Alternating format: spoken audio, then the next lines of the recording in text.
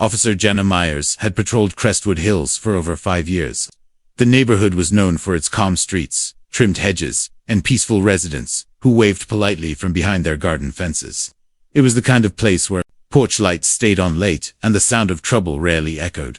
But this night, something felt off. Beside her, in the patrol SUV, sat Titan, her loyal canine partner. The Belgian Malinois had a nose that had solved more cases than most rookies. Could claim his sharp instincts had never led Jenna wrong, not once. And tonight, as they turned onto Willowridge Lane, Titan's ears shot up. Jenna slowed the vehicle as Titan stood up from his seat. His eyes locked on a large ivy-covered house at the end of the cul-de-sac. It belonged to none other than Dr. Leonard Harlow, one of the city's most respected physicians. Jenna had seen him on the local news multiple times, usually giving speeches at charity galas, or being praised for his medical innovations. Titan suddenly let out a low growl. "Easy, boy," Jenna murmured, narrowing her eyes as she parked near the sidewalk. Titan had leaped to the window, tail stiff, nostrils flaring. Then he barked sharply. Once, twice. Then he lunged toward the door, scratching at the glass, eager to get out. Jenna stepped out, leash in hand. Titan pulled with unusual force, guiding her straight toward the side gate of Dr. Harlow's property. The area was dimly lit, with high wooden fencing and a motion light that flickered once before going dark. Titan stopped at the gate, sniffed hard, then began pawing furiously at the base. "What is it?" Jenna whispered, glancing around. No sounds, no signs of activity. Just a neat suburban street, under the soft glow of streetlights. Titan wouldn't stop. His behavior wasn't random. Jenna had learned the difference between curiosity and concern. This was something more. She reached for her flashlight and scanned the edges of the fence, noticing faint scratch marks near the bottom corner, like something or someone had tried to wedge it open. But it wasn't enough to act on. She knelt beside Titan. "Okay, I believe you, but we need more." Back at the station, Jenna couldn't shake the moment. Titan rarely fixated on a place, unless there was something truly unusual. She pulled up the Harlow residence on the department database. Clean record. No calls from neighbors. No flagged incidents. But buried deep in the reports, she found something that caught her eye. A delivery worker had submitted an anonymous tip. 6 months ago, he'd mentioned odd medical equipment being delivered in unmarked crates late at night to Dr. Harlow's backyard shed. He had felt uneasy and sent in a report, but it had been dismissed due to the doctor's standing in the community. Case closed. No follow-up. Jenna frowned. "You've got to be kidding me." She reopened the report and added her own observations. Repeated alerts from Canine Officer Titan. Strange physical marks near the property gate, and an unidentified flickering light behind the shed. Her captain, a veteran officer named Dean Granger, raised an eyebrow as he read her notes. "You're telling me our local celebrity doctor has something suspicious going on in his backyard?" "I'm not saying anything yet," Jenna replied. "But Titan is." Granger sighed. "Keep an eye on it. But don't ruffle any feathers, unless you've got more than a gut feeling and a barking dog." The next evening, Jenna altered her patrol route just enough to pass by the Harlow house again. She didn't expect much. Maybe Titan had picked up the scent of an old raccoon or a buried barbecue pit. But as they turned onto Willowridge again, Titan shot up once more, this time even faster than before. He barked and paced inside the SUV, then practically dragged Jenna across the street the moment the door opened. Again, he made a beeline for the same gate, but this time, Jenna noticed something else. A faint shadow moved quickly past the shed window. Then a light barely noticeable flickered on, then off. Like someone had turned on a small lamp and realized they weren't alone. Jenna stepped back into the shadows and quietly radioed in her observation. There wasn't enough for a warrant. Not yet, but something was going on here. She crouched beside Titan and whispered, "Whatever he's hiding in there, we're going to find it." Titan sat still, his gaze locked forward, muscles tense. He didn't wag his tail. He didn't sniff the air. He just watched, almost like he knew that this was just the beginning. The next morning, Officer Jenna Myers arrived at the station early. She couldn't stop thinking about the Harlow property, about Titan's focused behavior, the shadow behind the shed window, and that strange flicker of light that disappeared as quickly as it came. It didn't feel like a coincidence. It felt like a message. Someone was hiding something, and they didn't want to be seen. She sat down at her desk with a cup of lukewarm coffee and began digging deeper into Dr. Leonard Harlow's background. What she found on the surface matched everything the public believed. He was born in Vermont, attended Yale, published medical papers in respected journals, and moved to Crestwood Hills nearly 8 years ago to open a private neurological clinic. There were glowing reviews, photos of him with smiling patients, and awards from health boards and local government. But Jenna wasn't looking for praise. She was looking for what wasn't being said. After an hour of clicking through databases, court records, and cross-state licensing boards, she finally hit something small, but unusual. 6 years ago, while practicing in New Hampshire, Harlow had been quietly investigated for irregular medical protocols. The case never went public, and it was closed due to insufficient evidence, but the language used in the report was vague.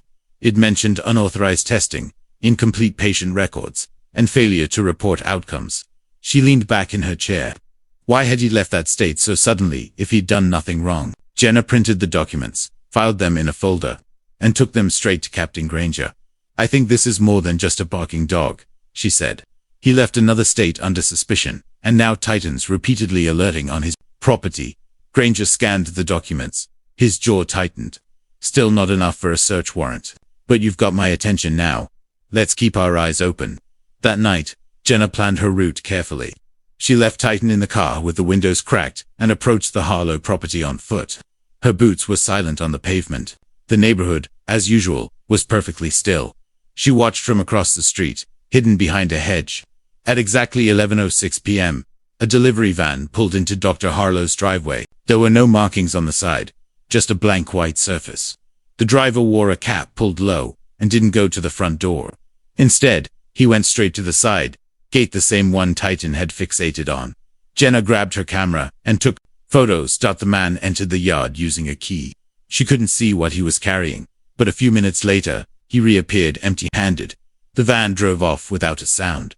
Jenna returned to the SUV and found Titan alert, sitting upright in his seat staring in the direction of the house. She opened the door, and he immediately hopped out, pulling her once more toward the side yard. She stopped short at the property line. No, boy, not yet, she whispered. We're not crossing until we have something solid. Back at the station, she filed a second report, this one with photos, time-stamped observations, and a formal request to investigate further. She submitted a notice of interest to the local district attorney's office, hoping to flag the property for a closer look. 2 days later, she received an unmarked envelope in her station mailbox. There was no name, no return address. Inside were 3 grainy photographs taken from what looked like inside the Harlow property. One showed a patient strapped to a reclining chair, wires attached to their temples. Another showed rows of vials in a locked case. The third was a blurry shot of Dr. Harlow himself, in what appeared to be a lab coat, holding a clipboard in a windowless room. Jenna felt the hairs rise on the back of her neck. She took the envelope to Granger. This is anonymous, she said, but it confirms everything Titan has been sensing.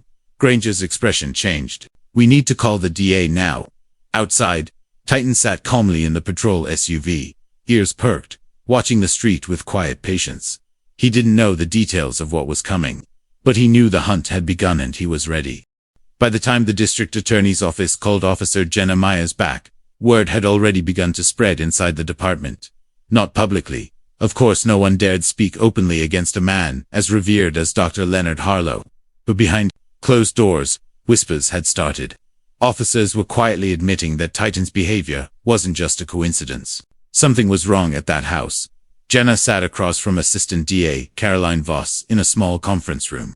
The anonymous envelope and her 2 official reports laid out between them. These photos are troubling, Caroline said, flipping through the images slowly, but without a clear chain of custody or a witness. They're not enough to justify a search warrant. Jenna leaned forward. Then let me show you something else. She pulled out a folder labeled New Hampshire Medical Board, placing it in front of Caroline. Inside were records of Dr. Harlow's previous suspension hearing.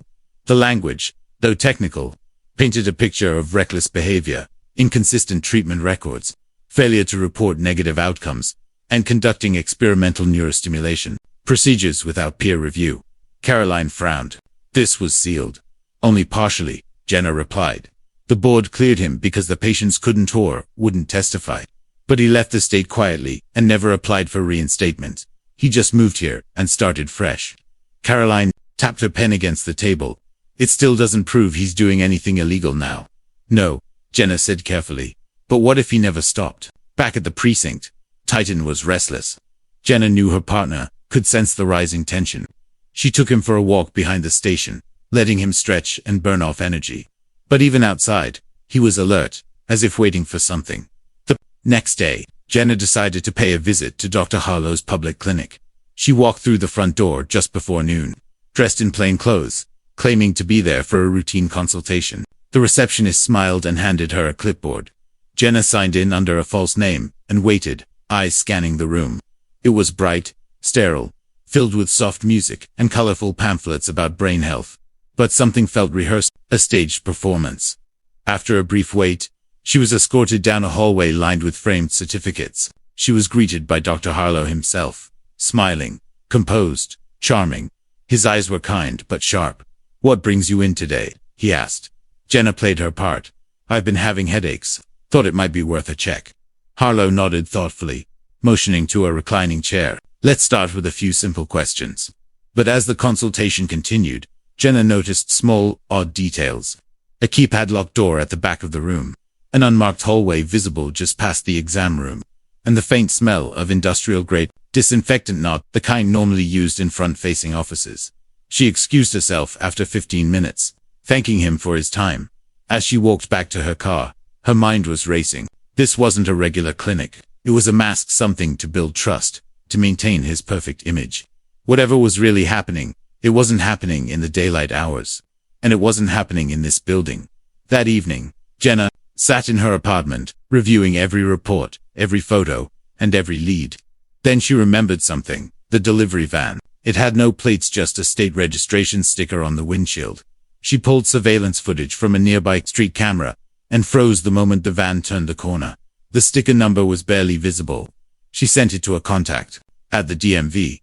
The next morning, she had her answer. The van was registered to a defunct pharmaceutical distributor, one that had shut down 4 years ago. "Ghost vehicle," she muttered. "He's covering his tracks." She took the information straight to Caroline Voss. Caroline studied the paperwork, then sighed. "This, combined with the photos and prior history, we might be able to get a limited warrant. Just for the shed." Jenna nodded. "That's all I need." Outside the DA's office, Jenna climbed into her patrol SUV. Titan was already in the back seat. Staring out the window, she reached back and patted his head. "We're getting close, boy. Just hang on." Titan didn't bark. He didn't move. But the intensity in his eyes said everything. Something hidden for 6 years was about to surface, and he knew it. The following evening was unusually quiet. The air in Crestwood Hills was still, the streets empty. Porch lights flickered on one by one as night settled across the neighborhood. Officer Jenna Myers parked just around the corner from Dr. Harlow's residence. Her hands tightened around the steering wheel as she glanced at the court-issued documents sitting on the passenger seat. The limited warrant had finally come through. It wasn't much. It gave her permission to inspect only the shed behind Dr. Harlow's home, and only during specified hours. No entry into the house. No questioning without a formal appointment. But it was enough to make a move, and she knew Titan wouldn't waste the opportunity. In the back of the SUV, Titan stood tall, his gaze fixed through the window, waiting. Jenna stepped out, radioed in her arrival, and approached the Harlow estate side gate, the one Titan had pulled her toward again and again. A second patrol car pulled up moments later, and 2 fellow officers joined her. She handed them copies of the warrant and nodded once. Dr. Harlow answered the door promptly, his expression calm, almost too calm. "Good evening, Officer Myers," he said with a faint smile. "This is a surprise. We have a warrant." Jenna replied, holding up the document. "It's for the shed in your backyard." He glanced at the paper, then sighed and stepped aside. "Of course, I have nothing to hide." But Jenna watched his eyes. They didn't match his words. As the team approached the shed, Titan pulled forward with renewed urgency. He began circling the structure before settling in front of a section of the floorboards, barking fiercely. The shed was ordinary on the surface: wooden walls, garden tools, stacked boxes. But Titan's body language told a different story. One of the officers moved the boxes aside. Beneath them was a large rubber mat. Under that, a panel of old wooden planks nailed shut. Jenna looked at Harlow. "What's underneath?" "Just storage," he said, a bit too quickly. "Step back, sir," she said firmly. With a crowbar, the officers pulled the boards loose. Dust swirled into the air as the hatch creaked open. revealing a narrow staircase leading downward into darkness. Everyone paused. Flashlights out. Jenna ordered Dot as she descended the steps. Titan beside her. The air turned cold. The passage opened into a concrete basement, far larger than the footprint of the shed. Fluorescent lights buzzed overhead, revealing what looked like a laboratory. Steel cabinets lined the walls, filled with files and vials. There was medical equipment Jenna couldn't even name. Along the back wall, a metal exam chair sat bolted to the floor. The faint scent of chemicals lingered in the air. One officer opened a cabinet. Inside were folders labeled with names, dates, and serial codes. None matched any known medical records. Jenna moved to a wall filled with surveillance monitors. All were off, but the setup was clear. Someone had been recording. Titan barked once, then led her to a second locked door on the far side of the lab. The officers forced it open. What they found stunned them. Storage freezers. Dozens of them, each labeled with strange alphanumeric codes and organized with clinical precision. Inside were biological samples, syringes, and vials of unmarked substances. Jenna turned to Harlow, who had been silent at the top of the stairs. His mask of calm had cracked. His face was pale now. He said nothing. "Is this what you call storage?" she asked, her voice sharp. "I was trying to help people," he said finally. "My research, my work, it's beyond what they'll ever understand." "You mean unauthorized experimentation?" Jenna replied. "On who, exactly?" He didn't answer. The basement was secured, and the team began documenting every item. Evidence tags, photos, logged samples. Officers brought in specialists from the health department to begin sorting through the mess. Jenna stepped aside and watched Titan sitting calmly near the entrance. Eyes focused, still alert. He had known something was down here all along. Crouched beside him and whispered, "You were right, boy. You were right from the start." Titan licked her hand and returned to his post, watching the door like the quiet protector he was. Above ground, the lights in Crestwood Hills flickered, like nothing had changed. But beneath one house, a 6-year secret had just been dragged into the light. Word traveled quickly, even before the official reports were finalized. By the following morning, police tape surrounded the Harlow residence, and unmarked vehicles from multiple agencies lined the street. Crestwood Hills had never seen this kind of attention before. Neighbors peeked from behind curtains. Journalists began circling, like vultures, trying to piece together a story that didn't make sense. Inside the shed-turned-laboratory, the evidence was overwhelming. There were over 60 individual files, each with a patient's first name, partial date of birth, and a series of coded notes. Medical charts were incomplete, signed only with initials, and often contained conflicting information. None of the patients were listed in the hospital's official database. None of them had insurance claims. It was as if they never existed. Jenna sat in a mobile command unit, flipping through one file after another. Many of the notes described neurological sensitivity trials, but the terminology was vague, like someone deliberately tried to mask what was really happening. There were frequent mentions of subjects displaying irregular adaptation and episodes of confusion resolved post. Some files had red markings across the top, non-responsive or subject dropped. Others were marked with symbols she didn't recognize. "These aren't medical trials," said Detective Kyle Monroe, leaning over her shoulder. "They're experiments." Jenna nodded slowly. Unregistered, unapproved, completely off the books. The question wasn't just what Dr. Harlow had been doing. It was who had allowed him to do it for this long. That afternoon, Jenna and a team of officers tracked down the registration numbers linked to several equipment purchases. Some led to dissolved medical supply companies. Others were routed through shell corporations. But one delivery contact, listed only as M. Rowan, matched a man who had worked briefly as a patient coordinator at a local wellness clinic. Jenna found him in a modest apartment on the east side of town. He answered the door with trembling hands. "I didn't know what it was at first," he said. "Dr. Harlow told me he was running off-grid treatments for people who couldn't afford mainstream care. He paid in cash. He said everything was voluntary." "Did you see any of the patients?" Jenna asked. He hesitated. "Only a few. Mostly older folks. Some looked confused. One woman came back twice, then disappeared. I asked once, but he told me she moved out of state." Jenna left with a copy of his original contract and a handwritten receipt. It was more proof that Harlow had been careful, but not perfect. Back at the station, the department's phones wouldn't stop ringing. Former patients or people who believed they had been patients were calling in. One man said he had attended a free cognitive study advertised on a flyer in a senior center. Another claimed he'd received a strange injection during what was supposed to be a relaxation treatment. None of them had been told about trials. None of them had signed standard consent forms. Caroline Voss, the assistant DA, called an emergency meeting. "We're dealing with 6 years of undocumented procedures," she said, pacing the room. "At minimum, we're looking at medical fraud, unlawful experimentation, and failure to report adverse effects." Jenna listened quietly, Titan at her feet.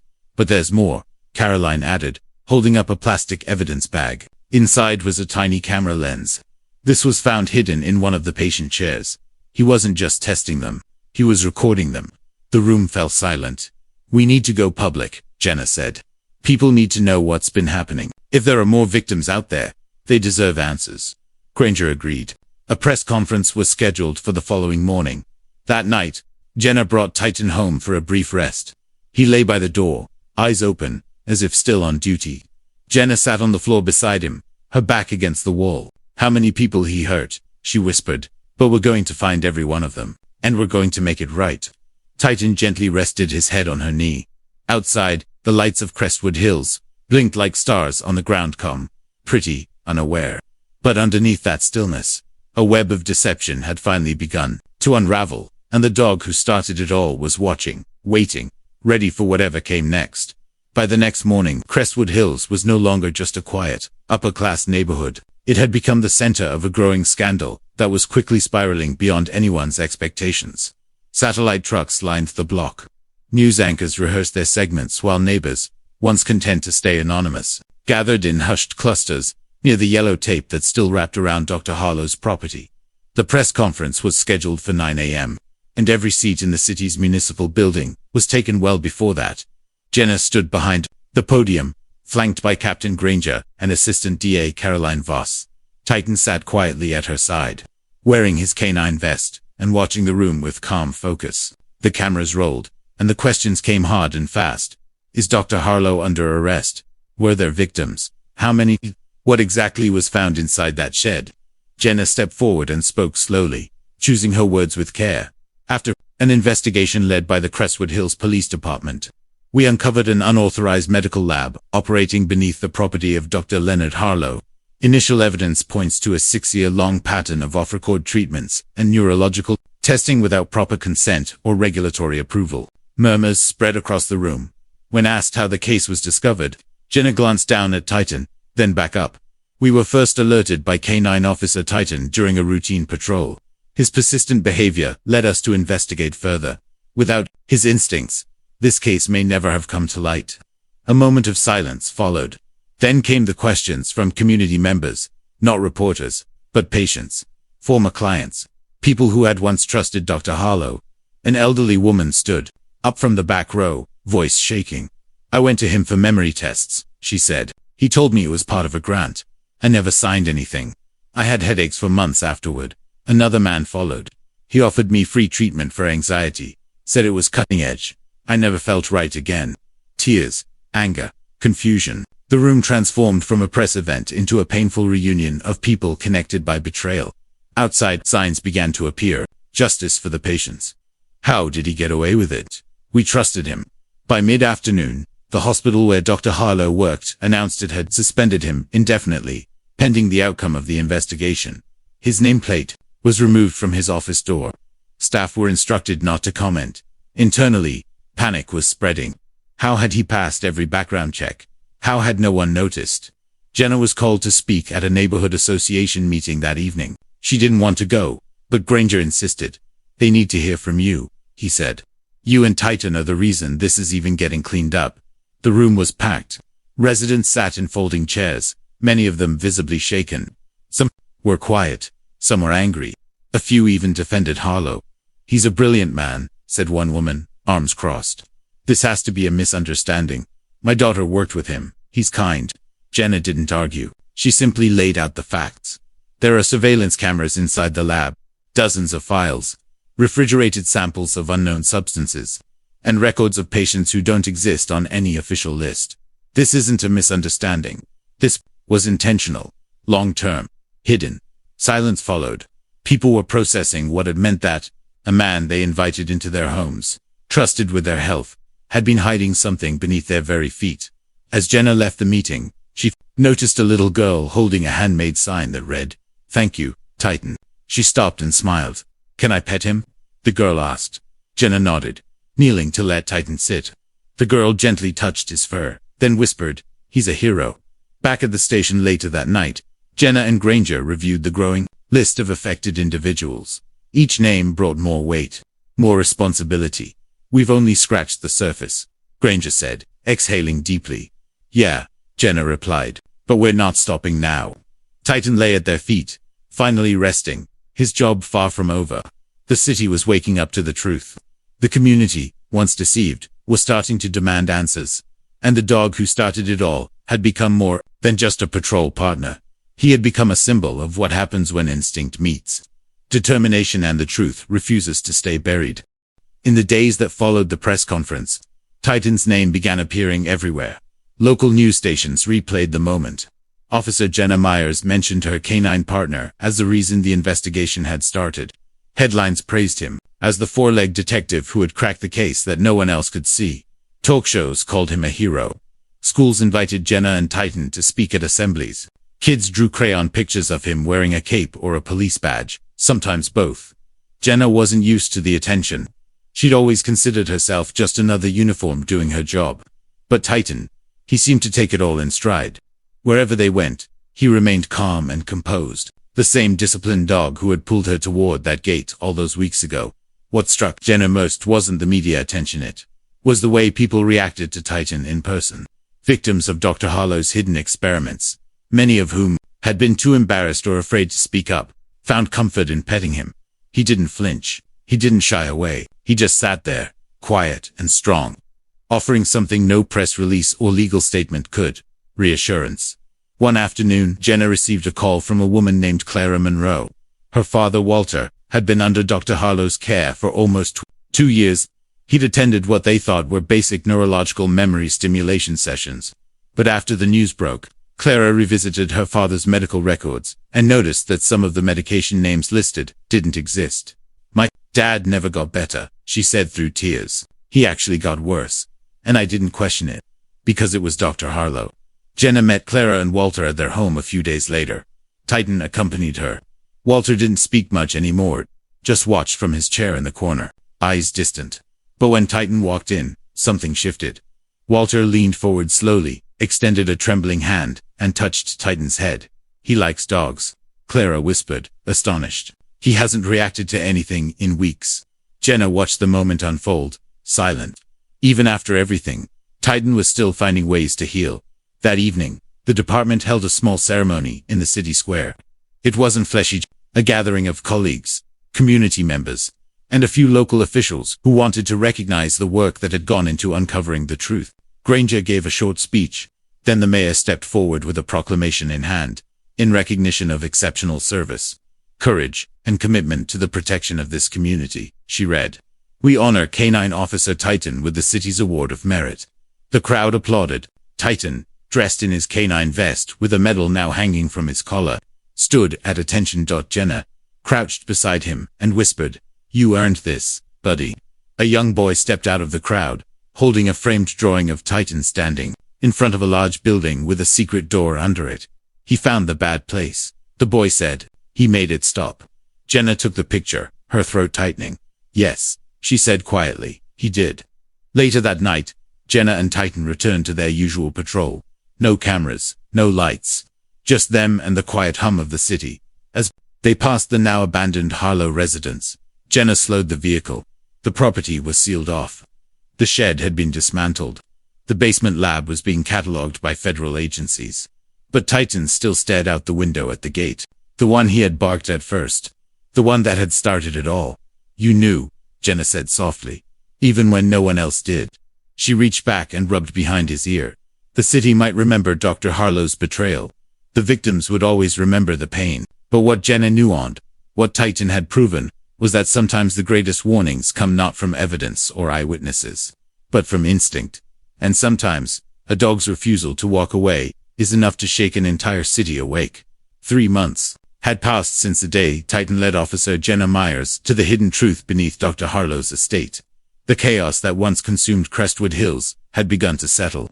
But the echoes of what had been uncovered were still being felt throughout the city and far beyond. Dr. Leonard Harlow now sat in a federal detention center, awaiting trial. The charges were stacked high and growing: unlawful experimentation, falsifying medical records, obstruction, negligence, and multiple counts of endangerment. The case had drawn national attention, not only because of its disturbing details, but because of the disturbing question it left behind. How could someone so trusted hide something so dark for so long? The list of affected individuals had reached nearly 90. Some were still undergoing medical evaluations. Others had already filed civil suits. There were people who had lived for years with unexplained symptoms, confusion, memory loss, never realizing those symptoms could be linked to a man in a white coat who promised to help them. In response, the city council passed new policies for tracking experimental medicine and ensuring tighter background checks across medical boards. A multi-state task force was created to flag suspicious medical transfers and licensing gaps, measures that should have been in place long ago. But none of that would have happened if not for Titan. At the precinct, a large framed photo now hung in the front hallway, Titan sitting alert in front of the Harlow residence, next to a caption that read, "Instinct sees what eyes cannot." For Jenna, life didn't go back to normal, but it found a new rhythm. The department had offered her a promotion, a chance to move to an administrative role or public relations. She declined both. "I belong in the field," she said. With him, instead, she helped develop a special training unit that focused on teaching new canine officers how to recognize behavioral cues linked to irregular environments, things Titan had done instinctively. But that could now be taught, studied, and respected. Now more recognizable than most local celebrities. Remained the same. Focused, calm, loyal. And though he didn't seem to care about the awards or the newspaper features, Jenna swore he walked just a little taller after each ceremony. One afternoon, they were invited to a youth outreach event at a nearby school. Kids gathered around Titan with wide eyes and eager hands. They listened as Jenna shared the story, not just about Dr. Harlow, but about what it means to listen to your gut, to ask questions, and to trust your partner, even when no one else does. Titan didn't have proof, she told the room. He didn't have a report or a badge, but he had instincts, and they were right. Sometimes doing the right thing means following your gut, even when it's inconvenient, even when it's hard. After the talk, one child raised her hand. "Does Titan still work?" she asked. Jenna smiled. "Oh yes. He's still on duty. He's just famous now." The room laughed, and Titan let out a soft bark, as if confirming the statement himself. That night, as Jenna and Titan cruised the city once more, a new call came through the radio. Nothing major, just a noise complaint downtown. But Jenna couldn't help but glance at Titan in the mirror. He sat there, poised, waiting, always ready. They weren't just officers anymore. They were symbols now. Not just of justice, but of quiet persistence. Of refusing to overlook the strange, the unsettling, the things everyone else ignores. As they rolled through the city streets under amber lights, Jenna realized that his story wasn't just about uncovering one man's crimes. It was about the value of paying attention. It was about how a single bark at the right moment could ripple out and change lives. And it was about how sometimes a dog could do what entire systems had failed to do: smell the truth buried beneath years of lies and refuse to let it stay hidden.